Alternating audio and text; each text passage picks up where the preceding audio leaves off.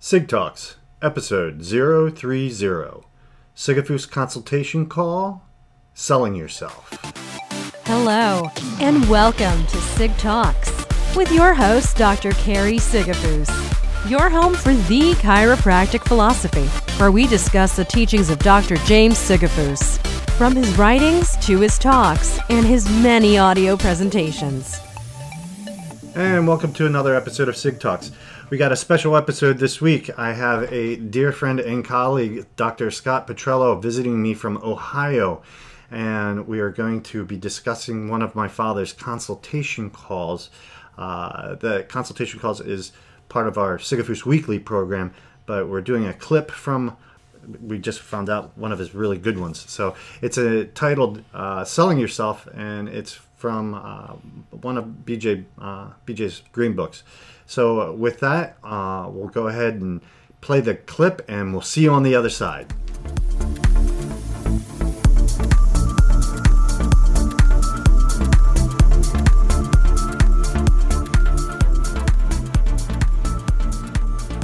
I asked people what they wanted to perhaps talk about tonight, and I got most people wanted to talk about actually advertising or promoting themselves. How is the best way to do that? How the best way to educate, and so on. So I guess that's what we'll talk about. In that was the dominant request. And interesting enough, one of my favorite subjects, or one of my favorite books, or parts in a book, I should say, is Selling Yourself, which is in a green book, Up From Below The Bottom. And I imagine I read that thing 20 times, trying to get myself out of my very conservative ways, wherein I always wore crew cut, wore argyle socks and Cordova shoes, and a three-piece suit and the whole bit. I was very conservative, believe it or not. I'm just the opposite now. But the way I broke out of that was by reading the Selling Yourself many times to get myself going. Can you show me how to conference call it? I beg your pardon? What? This is Kevin. Hello, this is Kevin Walk. Yeah, hello, Ken. We're talking now. When I talk, you listen. How's that? That sounds great to me. But anyway, we read this Selling Yourself many times, and it helped me break out. And I'm sure it would do the same thing for all of you. So you need to get the book Up From Below The Bottom and read Selling Yourself many times to get yourself going. But Patty, are you on here? No, they get on a little late. She might be snowed under, matter of fact. So let me get started here, so that we can, because I'm not going to stay on here forever tonight. But getting back to Selling Yourself, BJ was talking, and I'm going to read this to you from Selling Yourself. And he was talking in New York, and he was being introduced, and the fellow that introduced him kept saying, "This is what I want you to say. This is how I want you to say it. So, well, this is the way I want you to look when you're saying it," and so on. So BJ said, "Well, look, why don't you do the talk and I'll sit down?"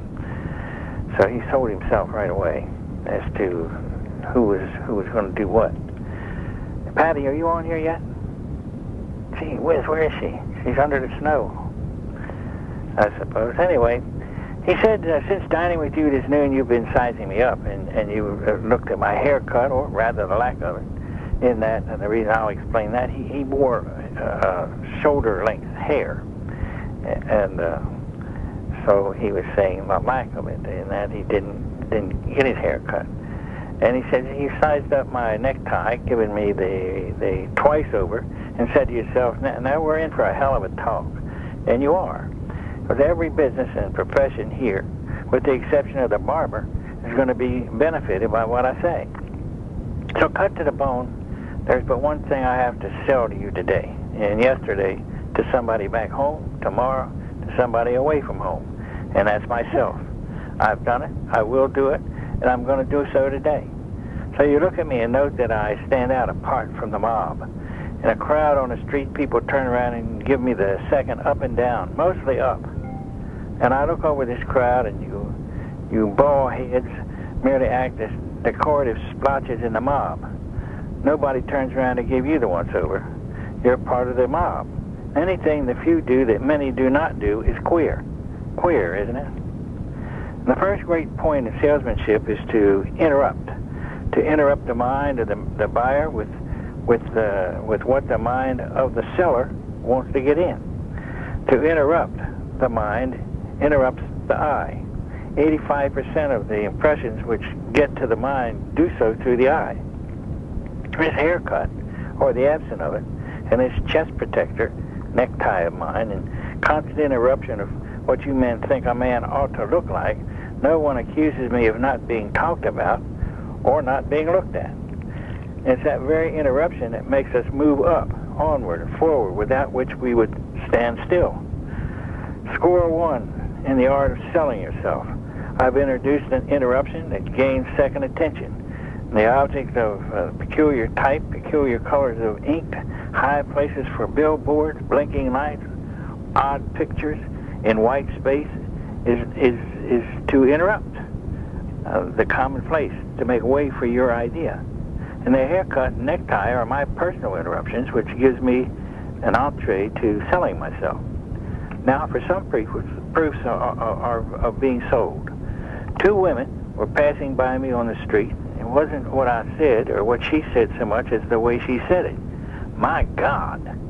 I was walking down the street of St. Louis, and one man said to another, "Here goes the House of David."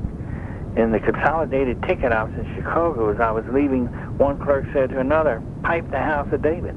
I overheard the remark, walked back and said, "I don't belong to the House of David, although I have visited there, but I know the president of your railroad very well." And he apologized. On our way over to China, somebody asked me if I was a missionary. I told him yes, every man is, or ought to be. And going to San Diego, I went forward to again meet my friend, Mr. Gorman, president of the Rock Island Lines, who had his private car on ahead. Some kids hollered, "Hey kids, pipe to Robinson Crusoe." And I registered at a hotel in Washington, D.C., and one clerk said to the other, "Whom do we have here?" The other said, oh, that's B.J. And then said the other, "Oh, is that B.J.? He looks like a Jesuit priest." And I've wondered ever since whether that was an intended compliment to which one of us. I don't know. And so it is that the purpose of looking different, acting different, walking different, being different, and interrupting people, not interrupting rudely through conversation, but through them looking and through selling yourself, so that when we do our selling, which we do, we sell the principle. We don't sell the practice. We don't sell our tables or our building. We sell the principle. The principle being that there is an innate intelligence in all living entities that when subluxations are corrected can express maximally through matter, thereby raising the potential of matter. So that's our only job. That's the only thing that we do. When a person comes in, we need to be able to locate and correct a vertebral subluxation.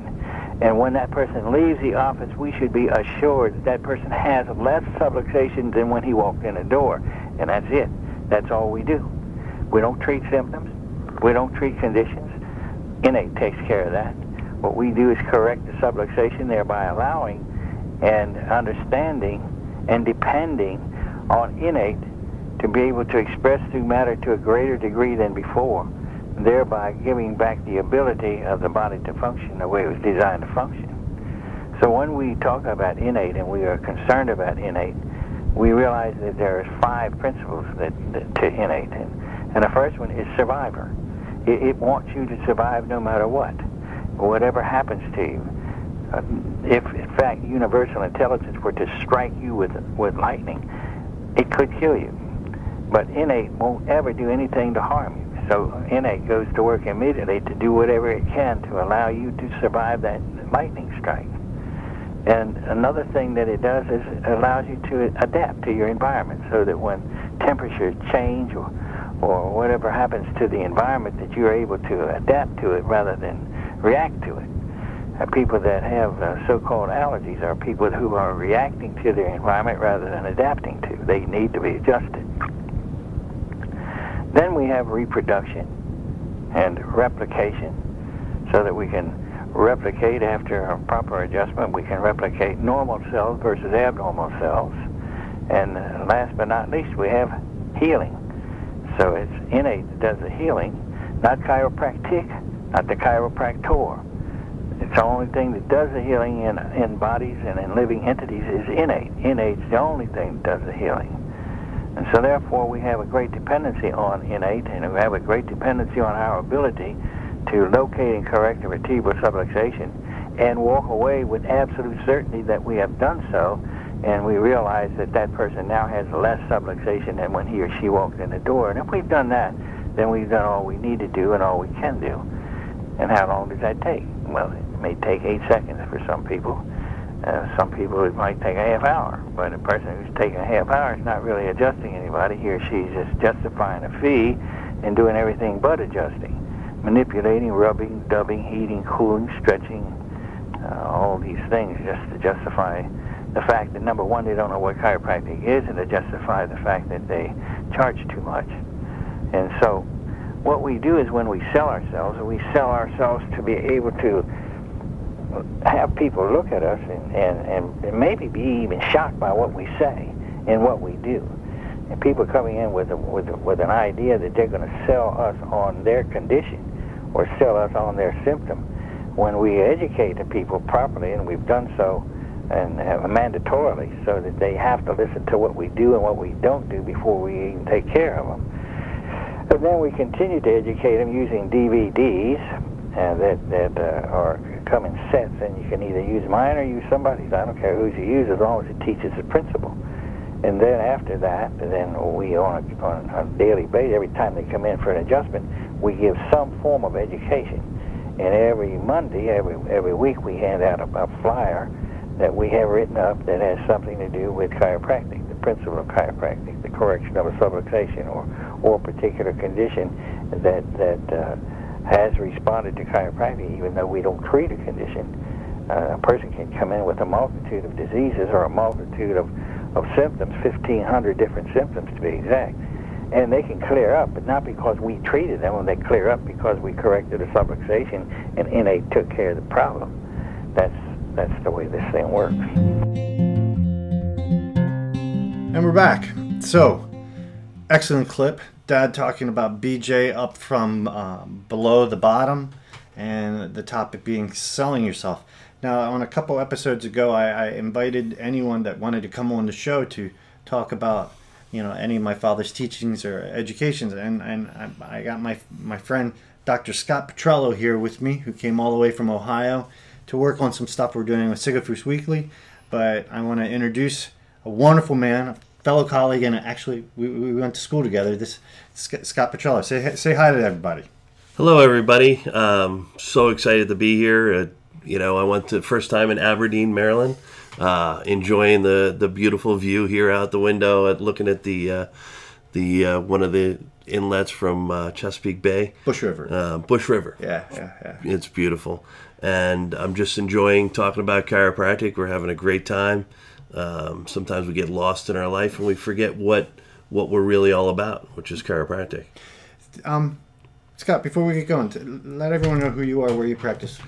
I graduated with Carrie back in 96, 97, and I practiced in New York for quite a few years, and then we moved to Ohio.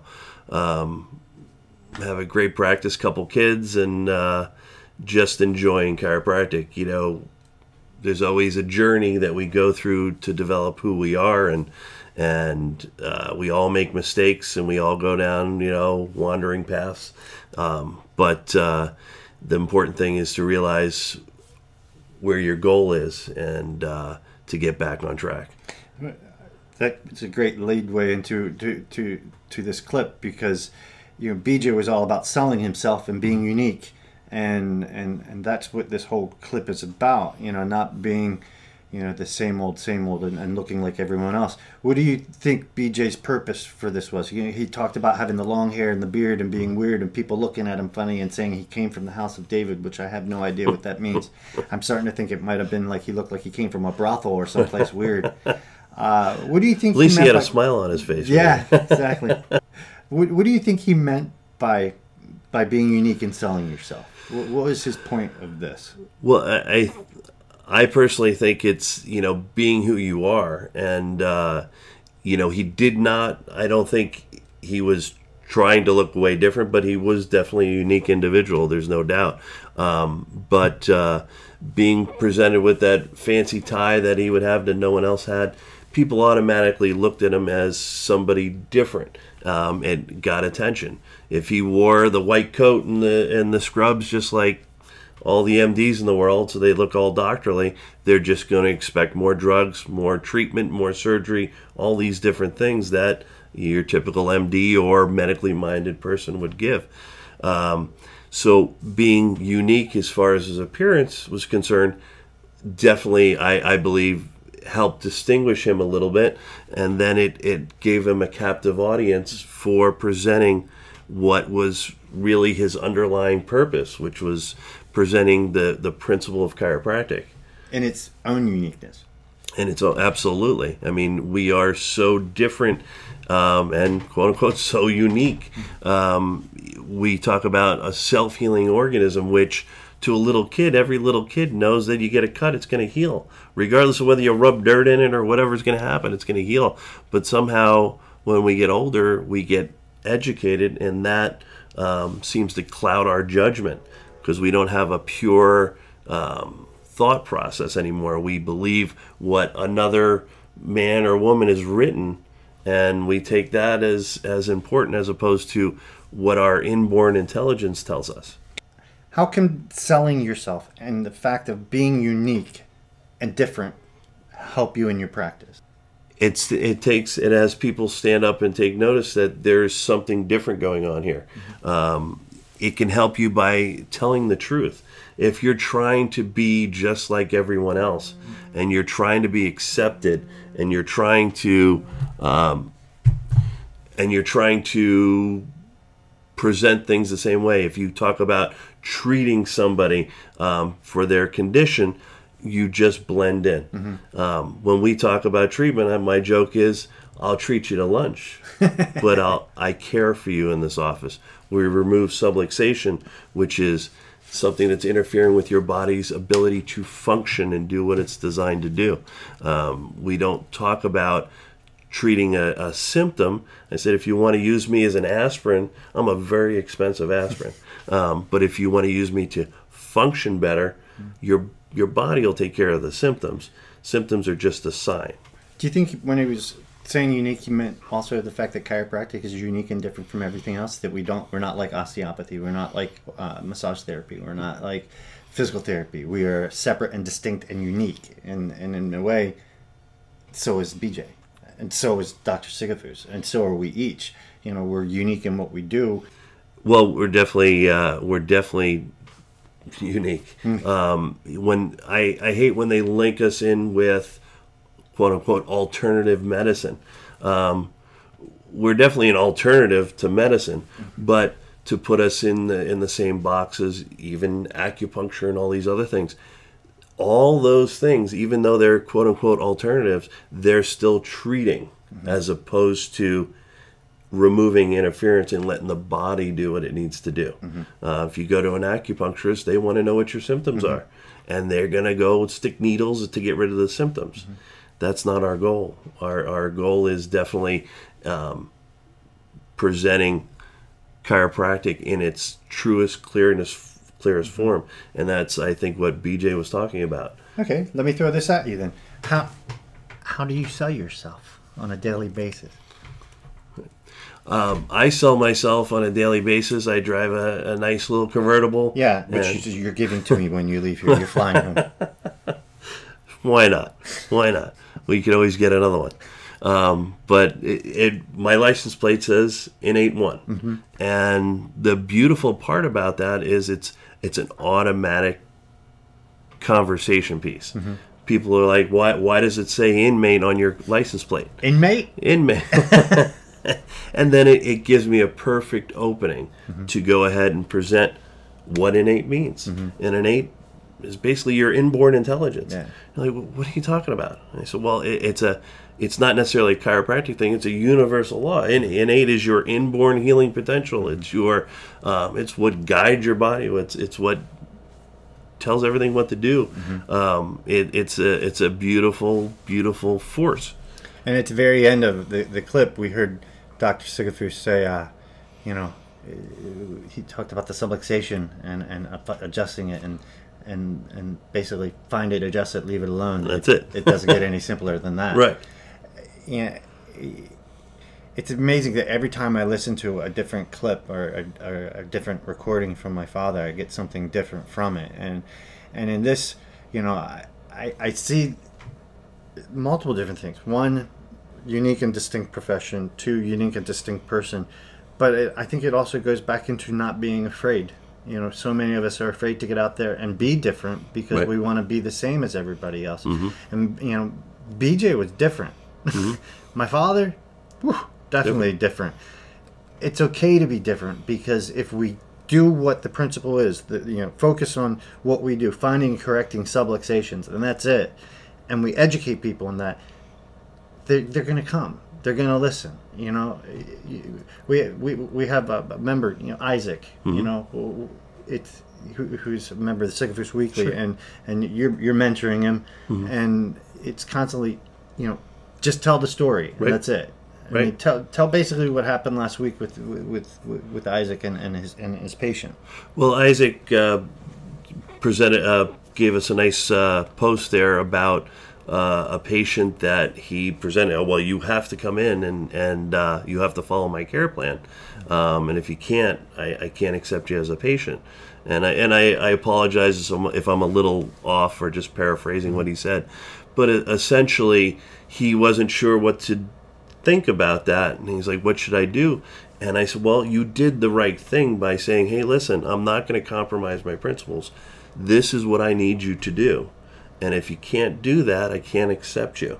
And the lady wound up leaving. And I told him, hey, listen, that's actually the right thing to do. And that woman's going to respect you purely because you stood for your principles. And she's going to, even if she doesn't wind up coming in, she's going to refer people to you. Yeah. And if she winds up coming in, she'll be your best referrer. Yeah. Because that's the beauty of standing up for who you are. Selling yourself. He basically sold himself. So when we're dealing with politicians and different things like that, and they'll say one thing, and then they'll do the complete opposite, and it's shameful. Yeah. And that's why I have a hard time with politicians, and they get me all riled up because they say one thing and do something else. They will respect you more if you stand for your principles, whether they agree with you or not. I'm a super conservative guy, but I follow my principles, and I love liberal people that will actually follow their principles, not the guy that says we'll save the earth and then I hop on my private jet, and burn more fuel than I'll ever burn in my entire life in one flight. Yeah. So that's what we need to do, is stand up for who we are, and everybody will love and respect you for it, or at least respect you for it. And if they can see the trueness in that, they're going to listen to what you have to say about chiropractic. So part of respecting yourself and what we do and what we say, to wrap up this whole clip in this episode, in selling yourself, in selling chiropractic, in being unique about what we do and about what we say and about being yourself, how can we sum this up to make this a nice, pretty package? Be on fire with what you are and who you are and what you're about.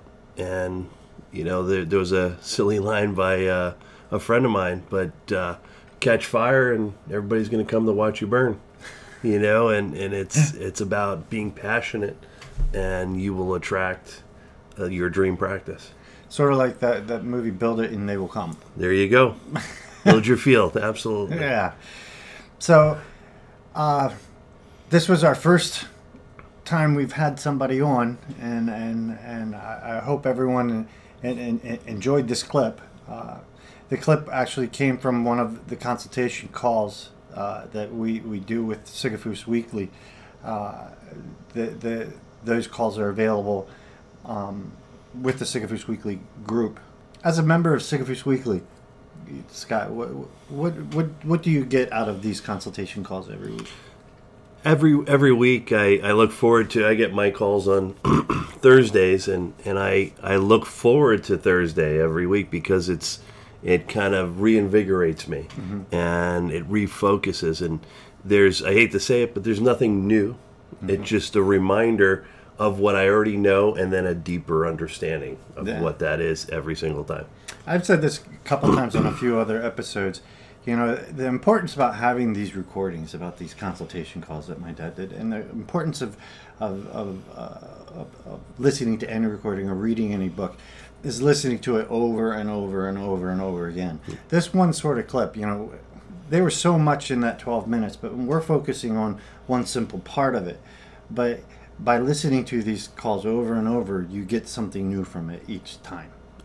Absolutely, and it's like a whole new audio clip. Yeah, like I didn't hear that before. Yeah, and you never really do. Thank you for being on the show. It's my pleasure. And anyone else out there, again, who is listening and who is interested in coming on and discussing any of the clips that we have, and I have literally thousands of hours of talks and videos and audios, and even if you want to talk about one of the books, go ahead and send me an email at kairosig@sigafoose.com, and I'd love to have you on the show. Until next week, thank you again for joining us here on SigTalks, and we hope to talk to you again soon. Take care, and thank you, Scott. Oh, you're welcome, and have a blessed day. Thank you for joining us today. If you're interested in more of Dr. Sigafoose's material, head on over for your daily dose of chiropractic philosophy to www.sigafoose.com and register for our free newsletter and to find today's audio clip of Dr. Sigafoose in its entirety. Remember to give, love, do, and serve.